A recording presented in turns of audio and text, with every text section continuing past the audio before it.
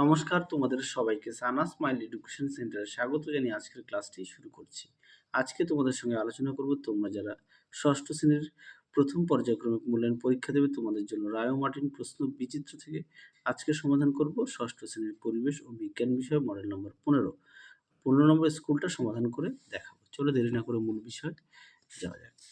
কি আছে দেখো, প্রদত্ত কোনটি অধাতু কিন্তু তাপের সুপরিবাহী? উত্তরটা লিখবে গ্রাফাইট, অপশন ডি। দুই দেখো, কুইনাইন ওষুধ তৈরি হয় যে গাছের ছাল থেকে, সেটি হলো, উত্তরটা লিখবে সিঙ্কন, অপশন সি। তিন দেখো, স্বর্ণলতা হলো এক প্রকার পরজীবী উদ্ভিদ, অপশন এ। চারে দেখো, একটি তরল ধাতু হলো, উত্তরটা লিখবে পারদ, অপশন সি।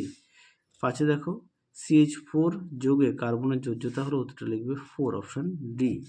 ছয় দেখো, কার্বন টেট্রাক্লোরাইডের সংকেত হলো, উত্তরটা লিখবে CCl4, অপশন বি। সাথে দেখো, প্রশ্ন উত্তরটা হবে জল ফুটে বাষ্প হওয়া। পরবর্তী প্রশ্ন দেখো কি আছে, 8 দাগ, প্রশ্ন উত্তরটা হবে নাইট্রোজেন, অপশন সি। 9 দেখো, প্রদত্ত কোনটি মৌল? উত্তরটা লিখবে ম্যাঙ্গানিজ, অপশন ডি। 10 দেখো, চাল ফুটে ভাত হওয়া হলো এক প্রকার একমুখী ঘটনা, অপশন এ। 11 দাগের প্রশ্নের উত্তরটা হবে চুম্বকের সাহায্যে। পরবর্তী দেখো কি আছে, 12 দাগ, ল্যাক্টোব্যাসিলাস হলো এক ধরনের ব্যাকটেরিয়া, অপশন সি। এক দাগে দেখো, শূন্যস্থান পূরণ করো। ফিল্টার করার পর প্রাপ্ত তরলকে বলা হয় পরিশ্রুত। জল কি কি মৌল দ্বারা গঠিত? উত্তরটা লিখবে হাইড্রোজেন ও অক্সিজেন। পরে দেখো 3 দাগে, সত্য বা মিথ্যা লেখো। ভূমিকম্প হলো একটি অভিপ্রেত ঘটনা, এটা মিথ্যা।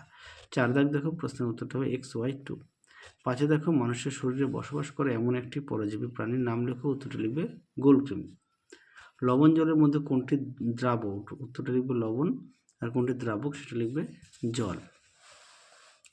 পরবর্তী প্রশ্ন দেখো 3 দাগের, পরাগ মিলন কাকে বলে? দেখো প্রশ্নের উত্তর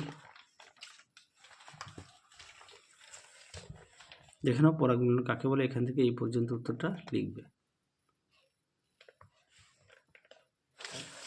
পরবর্তী দেখো, এর গুরুত্ব লেখো। গুরুত্ব তোমরা এইগুলো লিখতে পারো, দেখো সুন্দর করে দেওয়া আছে। পরবর্তী দেখো, মিথজীবিতা কাকে বলে?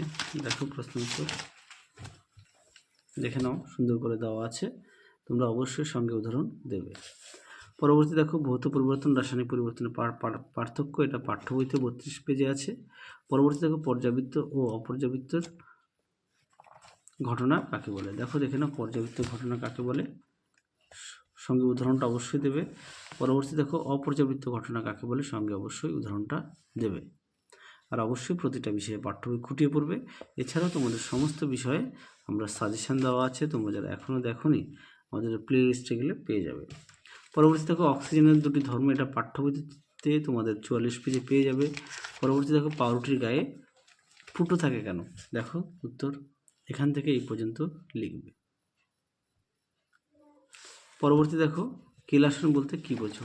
দেখো প্রশ্ন উত্তর, কেলাসন